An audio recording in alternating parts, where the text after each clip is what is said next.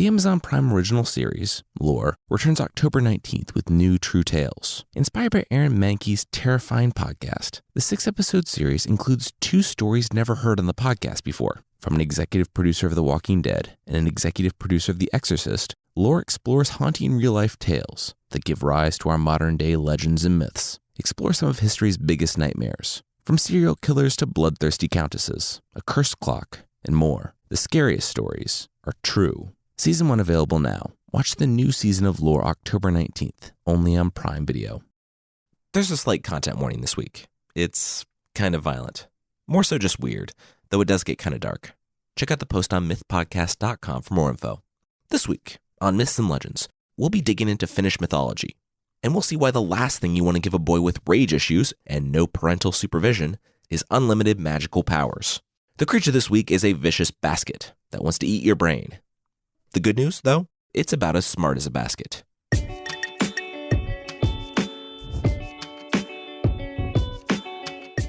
This is Myths and Legends, episode 127, The Boy Who Lived. This is a podcast where I adapt stories from mythology and folklore. Some are incredibly popular stories you think you know, but with surprising origins. Others are stories that might be new to you, but are definitely worth a listen. Today's story is from the Kalevala, a Finnish epic poem I've had requests to cover basically since the beginning of this podcast. It's the national epic of Finland, put down to paper in 1835 by Finnish writer Elias Lönnrot. Though the stories were sourced from Finnish oral folklore and mythology, he traveled all around Finland for 15 years, compiling disparate poems into one massive work. People would sing the poems, passed down to them for generations, and he would record and compile them. Though the work is sourced from and set in Nordic countries, it's unlike anything we've talked about from this region. For one, we haven't talked about any of the deities from this story. They're not Odin or Thor, as in the works of Finland's Scandinavian neighbors, but a distinctive Finnish mythology that shares some elements with nearby European countries. Anyway, this is only one part of the Finnish epic, and we'll definitely get to more of it in time. We're going to jump into a story today of 2 brothers. You know how you'd fight with your siblings and you take and mess with each other's stuff and it'd be like this whole stupid thing? Well, that's what's going on. Except the 2 brothers have armies. Real quickly, thank you to everyone who reached out with pronunciation help after last week's show. Thank you, and I'm sorry in advance. We're on our first real vacation in 3 years, but to do that, we had to bank up multiple weeks of episodes. This was when we recorded ahead of time, and to correct the mispronunciations would mean re-recording the whole episode. Thanks again to all who reached out with help.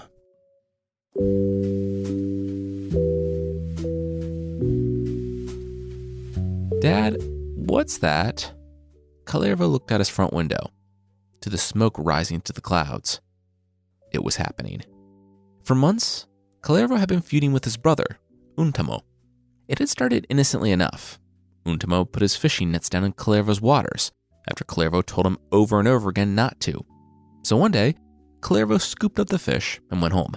Untamo was incensed, but Kalevala brushed him off.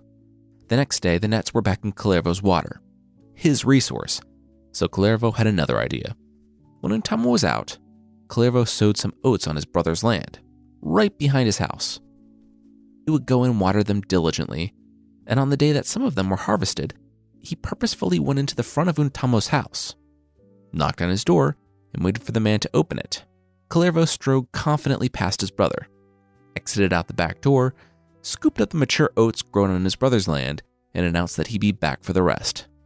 When he did come back for the rest of the harvest, he found that, oops, Untamo's ewe had eaten Kalevala's crop. Kalevala shrugged, and the next day while Untamo's sheep were out grazing, Kalevala's dog came out of the forest covered in blood. Turns out that, oops, his dog ate Untamo's ewe. This time, Untamo stood rooted, shaking with rage. Kalevala had a big tribe, and so did he. He had men, farmhands, and children. He would put swords and pikes and hooks in all of their hands, and he would repay Kalevala for this. With that, he stormed off, leaving Kalevala wondering if he had taken things a little bit too far by killing his brother's sheep. Less than a week later, it was confirmed that, yes, he had taken it too far. Kalevala's fields were burning, and, emerging from that smoke, was Untamo's people, each with a weapon in hand, just as his brother had warned. everything fell into chaos and slaughter ensued. Kaleva's house burned as his tribe fought his brothers, and when the smoke cleared, only one was left alive in the ash.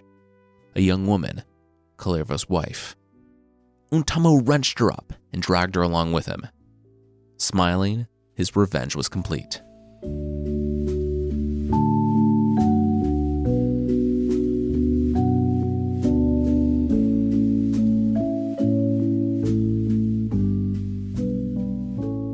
After a couple of months of making the young woman, now a slave, sweep the floors, Untamo realized that she tired really easily. He investigated, aka looked at her, and found out that she was 8 months pregnant. After that, he cut her work down to just 10 hours a day, to be kind. A boy was born, and Untamo couldn't be happier. The one survivor of his brother's name, and the boy was going to be his. It was almost too perfect. He wanted to name the boy Warrior, but his mother won out. She was a slave, but the infant was still her son, so she named him Kullervo, after his father. The boy showed promise early on, in that he was born with a full head of flowing blonde hair, and, when swaddled, he burst through the blanket on day 3 of life. And I'm not talking like he wiggled out of being swaddled or it was a poor folding job. He shredded it, and then kicked through his bassinet. That's how Untamo found the boy one day, sleeping on a bed of splinters. He was excited. He had a warrior on his hands, or, at the very least, a slave worth the price of 10. He watched the boy closely as he grew, until, at just 3 months old, he heard the boy in his crib. He wasn't crying. He was whispering. Would I were to get bigger, to grow stronger in body, I'd avenge my father and pay back my mother's tears. Untamo stepped back wide-eyed. Oh yeah, this kid's gotta go. Mythology is full of people leaving children to die, and mostly it's a difficult decision, fraught with misery and terrible consequences. Not so with Untamo. He consulted with a few hags, who told him something that he didn't need to consult with hags to know. Drown him in a barrel. Done and done. Whistling, Untamo dropped the talking infant into a barrel full of water and walked away. He'd have someone else come by and fish him out in a few minutes. An hour later, a servant came by to fish the kid out of the barrel, and when he did, the baby opened his eyes, looked at him, and smiled. In utter shock, the servant dropped baby Kullervo back in the water and ran away.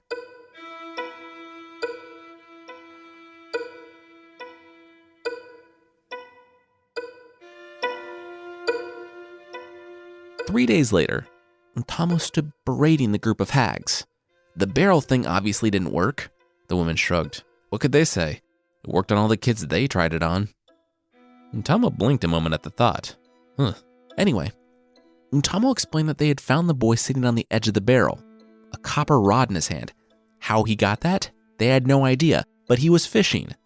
Seeing as this was all totally normal and not alarming at all, did the hags have any other methods to kill this magical talking baby that made threats on people's lives and also taught himself to fish? The solution was as simple as it was incorrect. Untamo ordered his serfs to gather together a bunch of wood, set it ablaze, and then toss the baby on it. The bonfire was so massive that it burned for 3 days straight. And, at the end of it, the baby was found rolling around in the ashes, laughing, not a hair on his head singed. At the third attempt, Untamo wasn't even mad. He was just impressed. They tried to hang the infant and left him on the tree for 3 days. But not only did he not die, they really should have seen that one coming at this point, but he'd broken off a thorn and, swinging close and adjusting his grip, he managed to carve a mural into the side of the tree. It was of men with swords surrounding Untamo's house and killing them. Untamo could see that a powerful magic protected the boy. He didn't know if it was the power of his family watching over him, or if he had some sort of latent ability that was keeping him alive, or what. But not only was trying to arrange the death for the kid not working, it was tiring. So Untamo came up with another idea. He sold the boy's mother into slavery, and decided to try and raise the boy as his own son.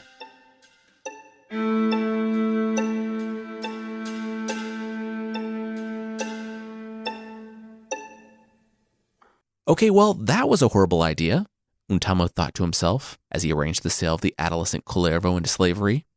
When a 3-month-old is whispering threats about you at night and carving elaborate depictions of your death, it's kind of not surprising that that person might be a little hard to control when he gets older. When Kullervo was the right age, Untamo put him on his first job as serf in his household. Care for a new baby.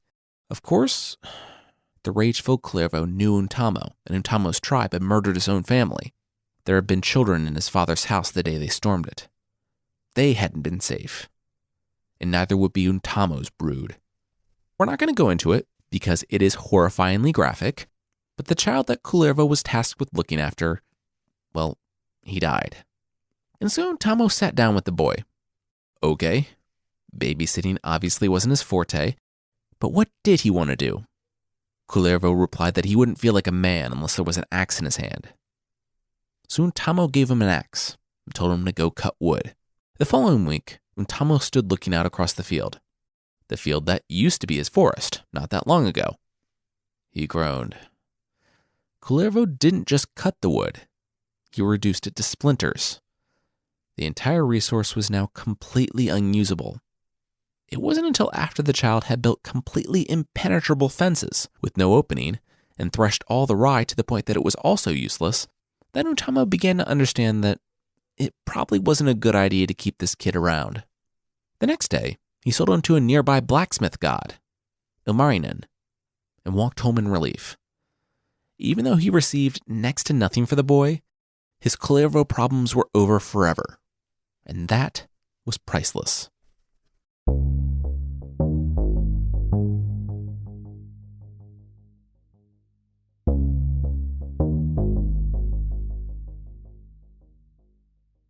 We'll see what happens on this next stage of Kullervo's life, but that will be right after this.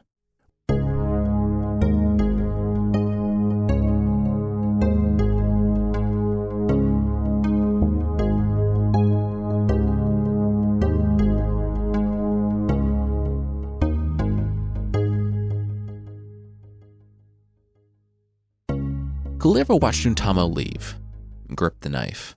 One morning a few years back, he'd been walking in the forest and chanced upon a burned mansion, long desolate. He became still, realizing what it was. His father's house. The one that Untamo had raised long ago. He spent a long time in the ashes. Anything of value had been carried off. And Untamo had ordered anything that would remind the world his brother ever existed to be destroyed. There were countless charred bones. Kullervo had no idea which ones belonged to his family and which ones were the serfs or the slaves. But then a glint caught his eye, and he walked over and unearthed a knife. It was a simple iron knife with a hard wooden handle, and it somehow survived the blaze. It wasn't much, but it was all he was able to salvage from his family. After his mother left, this was all he had to remind himself of who he was and what he had to do. Kullervo hid it away, and when he was sold to the blacksmith god, he brought the knife with him. It was a comfort. The blacksmith god was different, which was a step up compared to Untamo. His wife, though, was a different story. Kullervo didn't know if she had anything against him in general or was just sadistic, but she would make him work all hours of the night, took away even the hay he had to sleep on, and ordered him beaten if he made even the slightest mistake. Still, Kullervo made the best of his situation and improved every day. He didn't complain, and soon he didn't make any mistakes either. Now, the wife had no cause to mistreat him. And yet, she was relentless. He got a new job watching over the animals grazing in the fields, and when he looked into his pack, he looked back up in confusion. Bread? The wife nodded with a smile. Fresh-baked, buttered bread? The wife's smile disappeared. Yeah, bread. Now get out of here.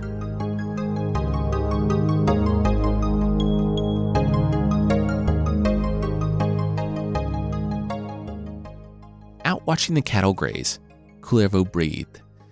It had been a bad couple of years. Well, a bad lifetime. But maybe now everything was going to be okay.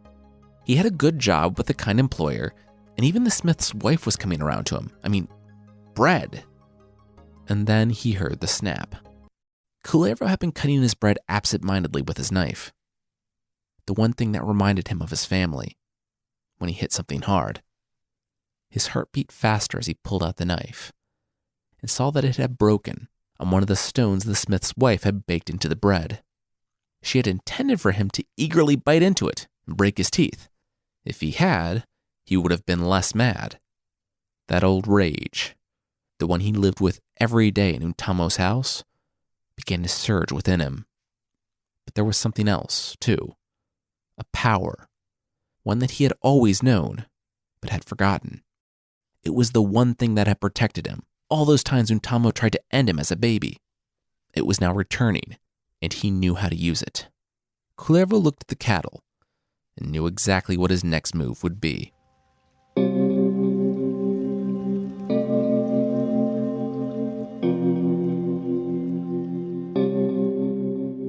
"Oh, hey, Kullervo. How was lunch?" the smith's wife asked when Kullervo returned. He looked up. Oh, it was great. Thanks so much for the bread. That was super nice of you. Anyway, the cows are back and they need to be milked, so tell the person who does that." The wife looked around. Where was the old serf that milked them? It would be night soon. She turned back to Kullervo, but he was already gone, whistling to himself over the hill. His day was over. The wife called out for the old woman, sighed, and stormed out to the cows herself. She didn't know that the old woman was standing on the other side of the room, rooted in place, invisible and inaudible, yelling out to her master that she was stuck. She heard her. Something was going on. The wife fumed as she looked at the pail and rolled up her sleeves. When she found that old woman, the thing she was going to do for making her come out here and debase herself like this. Angrily, she opened the cow pen and immediately realized that all the cows were watching her. The wife looked around in alarm. That was strange. The cows never seemed so laser-focused on anything, let alone a person. They started to fan out, almost as if they were surrounding her. She walked up to the closest cow and set her stool down, grabbing the udders and getting to work, but even though the udders were swollen with milk, nothing came out. Then, the wife blinked. She wasn't tugging on the udders of a cow, but those of a massive she-wolf. In fact, there wasn't a cow in the pen. It was full of wolves and bears. The wife staggered backwards, but only managed a short scream before the first wolf was on her.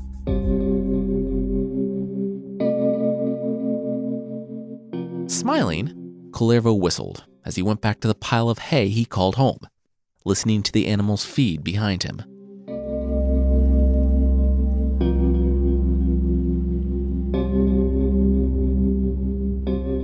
It was easy to pack. The only thing that Kullervo had that meant anything to him was that broken knife. He didn't know where he would go or what he would do, but he did know that he didn't want to be here when the Smith god put two and two together and learned that Kullervo's latent magical abilities had manifested, and he used them to kill all the Smith's cows and cast an illusion that made the wolves and bears look like the dead livestock, and then lured said dead livestock into a pen where he tricked the man's wife into milking them and getting eaten. As is the super common MO that anyone would piece together immediately. As he strode across swamps, Kullervo sang.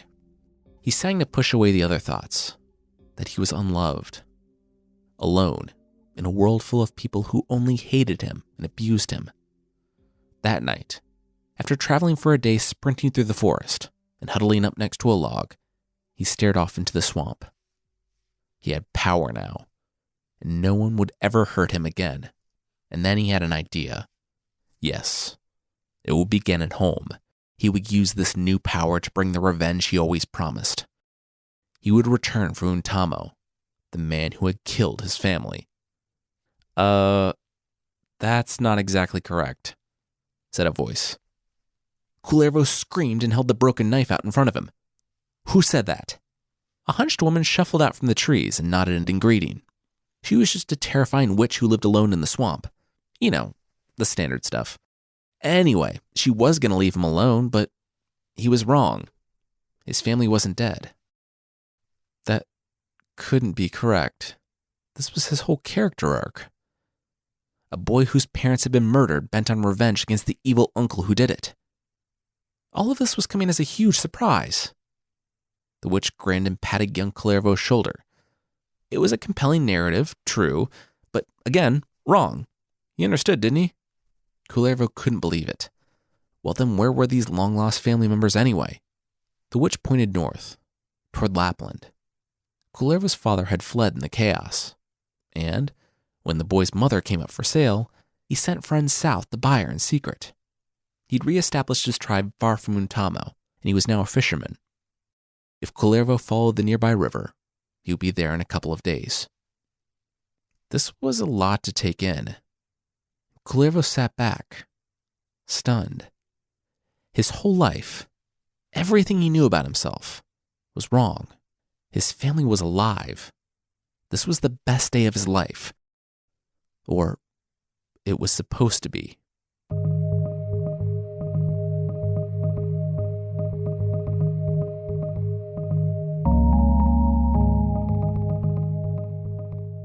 Kullervo dropped the broken knife as his father and mother ran to him. Now, everyone grieves differently. Some, like Kullervo's parents, weep and let emotions flow. Others, like Kullervo, meticulously and ruthlessly plan their revenge. Also, everyone rejoices differently. Some, like Kullervo's parents, smile and embrace joyfully. Others, like Kullervo, stand there stoically, unable to process what's going on. Young Kullervo learned that they had fled at the last possible moment, using the smoke from their homes and crops to cover their escape. As Kullervo knew, the fire had done enough to hide the fact that they weren't among the dead, and when they didn't come back in revenge, Untamo assumed that they were all dead. But in actuality, they had traveled to a land where nobody knew their name and started to rebuild. Untamo could have their ancestral lands. They had peace.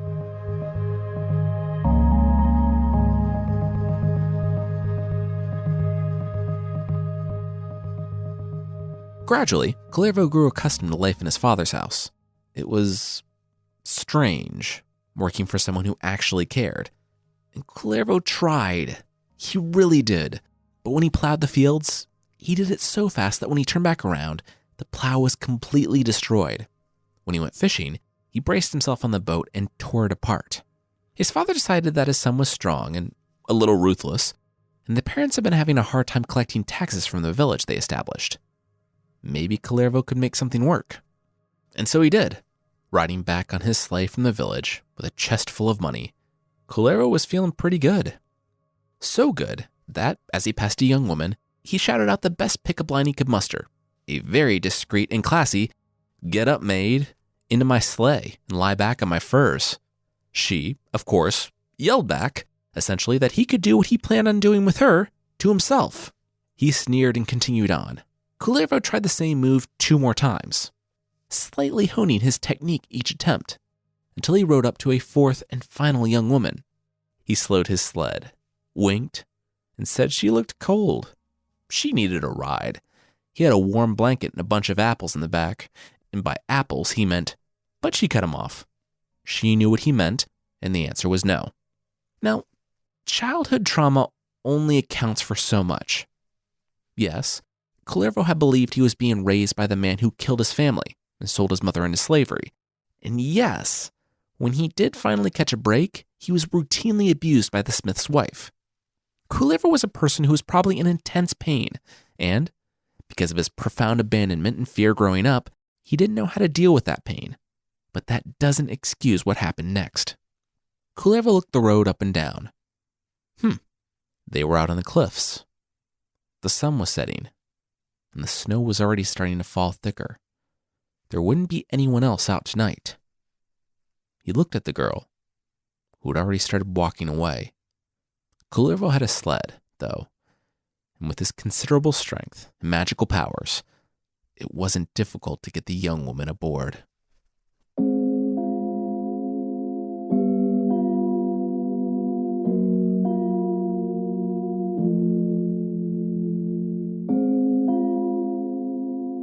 The next morning, she smiled at him, saying if she would have known it would be like that, she wouldn't have fought him. Her eyes told a different story. She just had to sidle up next to him, get close. There was that broken knife up by his things. That would be enough. He was showing off a chest full of gold and silver, the taxes he had collected for his family. Her fingers inched closer and closer to the knife handle. Even broken, it was sharp enough and long enough to get the job done. Kullervo continued talking on and on about his story. He was a nobody, he explained. It was actually a long and horrifying story, but the gist of it was that he was the son of a local landowner. The young woman smiled. Oh, that was so interesting. He should tell her more. Her fingers now grazed the knife. She was almost there. Kullervo told her his father's name was Kalervo.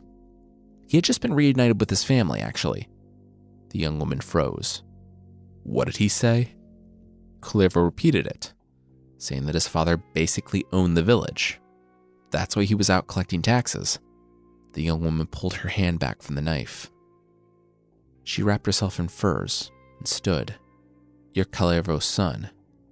And your mother, was she sold as a slave from a man named Untamo? Kullervo nodded. Yeah? Wait, how did she know? A lone tear fell from her eye as she pushed past Kullervo. Still wrapped in furs from his sled, she looked back, shook her head, and dropped from the cliffs. Kullervo ran to the cliff, and then a sickening feeling came over him. After he looked down and saw her body and his furs drifting among the rocks below, he ran to his sled and rushed back home. He pulled up and found his parents working in the house.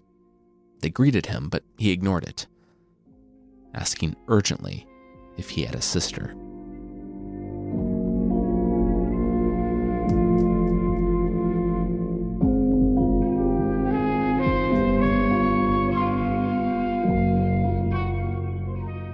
She had disappeared from the family years ago. It's when they first arrived in Lapland. She had been just a girl at the time, out watching the goats as they grazed. She was collecting flowers and lost track of time, and the goats knew the way home, but she didn't. Cold, she found her way to a village, not the one that would be her father's, but another, and she slept in any warm place she could find, sometimes even fighting the rats for food. She sold her weavings for money and eventually had enough for a home and a roof. She had been on her way back from getting supplies when Kullervo had found her. Of course, the family only knew that she had disappeared. The wilderness was dangerous, and after the first winter, they could only assume she was dead. That's why they never told Kullervo about her. Kullervo didn't hear anything after that. He didn't hear that it wasn't his fault. Of course, his version of the story was that he met a girl and fooled around a little bit in his sled, leaving out one crucial and horrifying detail. He had raped his sister, and he had driven her to her death. That's when he knew it. He didn't belong here. Kullervo had diverted from his sacred mission, the one thing that made sense to him in his life, taking revenge on Untamo and his tribe. It didn't matter that Untamo didn't kill his family. His uncle thought he did, and that was enough. Kullervo's life was nothing but pain, and he would only ever bring pain. He decided that he didn't deserve to live among these people, and if he didn't make it back, all the better. He told his family as much, and they, of course, were outraged. They couldn't lose a son and a daughter. If he went to war against Untamo alone, he would die, just as so many in their tribe died the day Untamo brought war on them, and they had been nearly equally matched at the time. But Kullervo wouldn't listen. He turned to his father, asking if the man would weep for him. His father clenched his jaw and stared at his son. He wouldn't waste another thought on Kullervo. He put his hopes on having another child, a better son who wouldn't do something like this to them. Well then, Kullervo stood. He wouldn't weep for any of them either when they died. Nearly knocking the door off its hinges as he pushed it open, Kullervo disappeared out into the snow.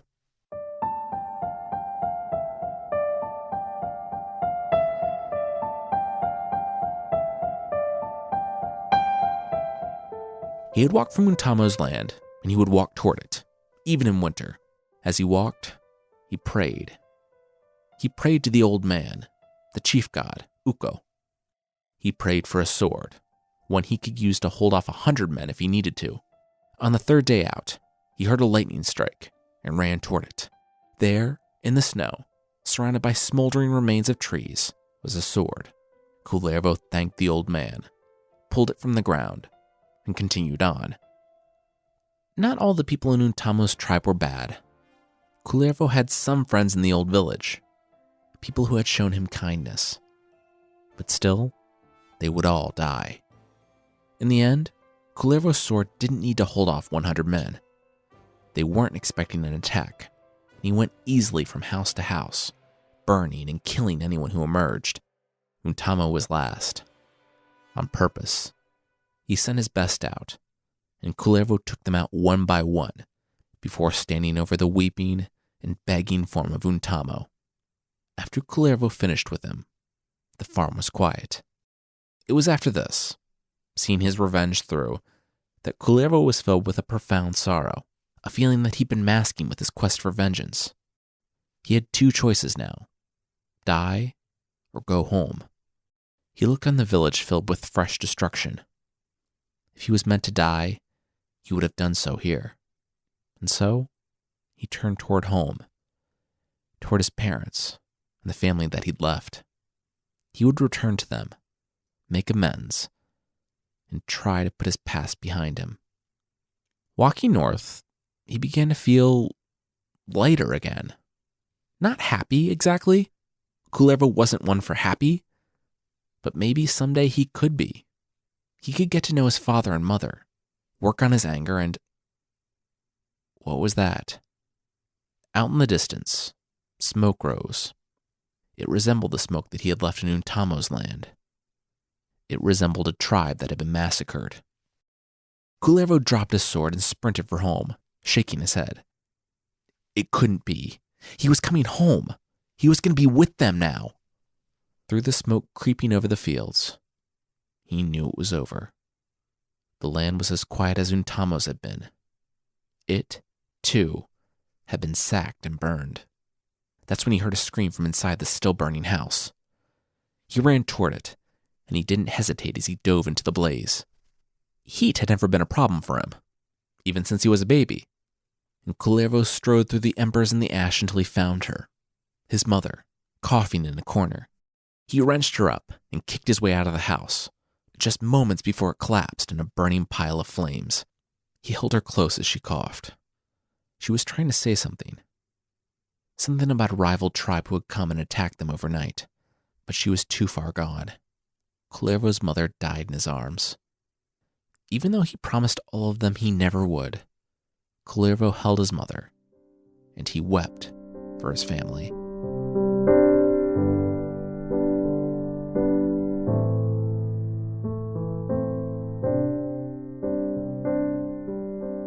He could have saved them. The thought tore away at him. If he had just given up his quest for vengeance, had let go of his anger, he could have been here to stop the attack. Instead, he destroyed an entire tribe by himself. He could have stayed and protected his family, but he chose his revenge instead. Kullervo staggered from the debris, away from the village by the way he had come. He was looking for something. He was looking for it. When at last he found the sword, Kullervo held it out in front of him. He asked the sword if it drank the blood of the innocent alongside the blood of the guilty, and the sword replied that it did. All swords did. Kullervo nodded and buried the sword in his chest. That was the day the entire line of both of the two brothers ended.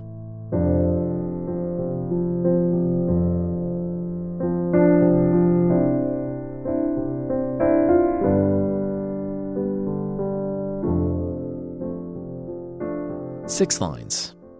The Kalevala devotes exactly 6 lines to the fall of Untamo's village, despite it being the completion of Kullervo's lifelong quest. And I think that's interesting. I think it's revealing about what Kullervo's true motivations really are. For some contrast, the poem devotes several stanzas to Kullervo denying that his family means anything to him before he returns to his ravaged home and spends several lines weeping. The story seems to be a commentary on revenge. In the sagas of the various peoples of the Nordic countries, to say revenge is a common theme is an understatement. Sometimes it seems like it's the only theme. I mean, think back to the Volsungs and Aroad for 2 super prominent examples from this podcast alone. This one, though, it does something different. Kullervo doesn't need to avenge his family. He can choose to live in peace and, unlike a lot of sagas, there's no voice in his ear spurring him onward. He's a one-man cautionary tale to the theme of following your vengeance to the bitter end, as seems so prominent in many of these stories. Was Kullervo too broken, too scarred from his experiences to be anything else? I'm not sure. The moral that's stated at the end of the story is that you should treat your children well, or they'll end up like Kalevala. Though, I think the type to sell their child into slavery is probably not going to be the ideal audience for that bit of wisdom. I read that the story is unique among folklore in its realistic depiction of the effect of child abuse that has an effect on a person into adulthood. Some trivia about this story. It's pretty famous, and it's actually the first story J.R.R. Tolkien tried to write. He wrote it as a short story that wasn't published in his lifetime. But up until his go at this in 1914, he'd only written poetry, so his adaptation of this was his first time writing prose. It was edited and published in 2010, and the Telegraph called it, quote, his undeniably darkest work.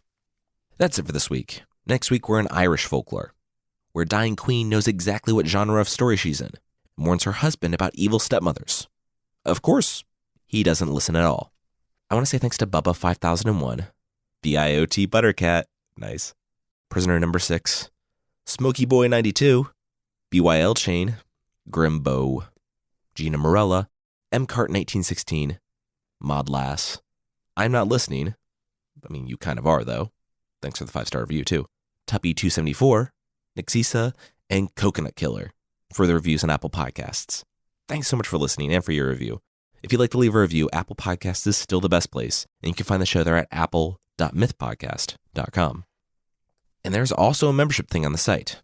For less than the price of Cooking with Coolio, 5-star meals at a 1-star price, you can get extra episodes, source pack ebooks, and ad-free versions of this show. I don't have anything snarky to say about Cooking with Coolio. Apparently the guy's been cooking for a long time and has a fairly high-rated cookbook out. Who knew? Anyway, check out support.mythpodcast.com for more info on the membership.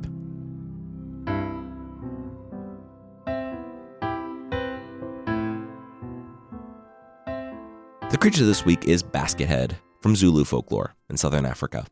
Now, when an ox was slaughtered in Zulu society, they threw a slaughter party, which is a rough name for something that's actually really nice. They share the ox around, and women are invited to come with their baskets and gather ox meat. Unfortunately, some things show up that aren't invited, like Baskethead. It's like a hyena the size of a direwolf, also with a basket on its head. It still has the sharp teeth and claws, though, so it can be very convincing in getting people to climb aboard. It's not super picky, but it does prefer human brains. Unfortunately, our brains are the most protected part of our body. Well, long ago, Baskethead worked out a way to crack that particular nut. Basically, he just takes us to a nearest cliff and throws us off of it. He picks his way down, and if the fall didn't expose some brain, he'll scoop the body back up in his head and try again. Fortunately, Baskethead is super easy to trick. Basically, if he picks you up, go along with it, because he's hopelessly stupid.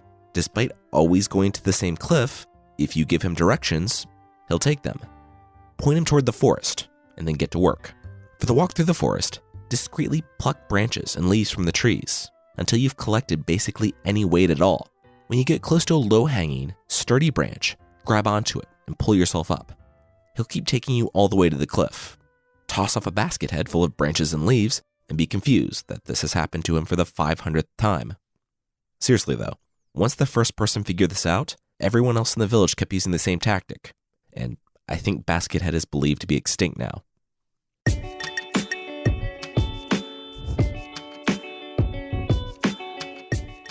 That's it for this week. The theme song is by the band Broke for Free, and the Creature of the Week music is by Steve Combs. There are links to even more music in the show notes, and today's episode was written and hosted by me, Jason Weiser. Our story editor was Carissa Weiser. Thank you so much for listening, and I'll see you next time.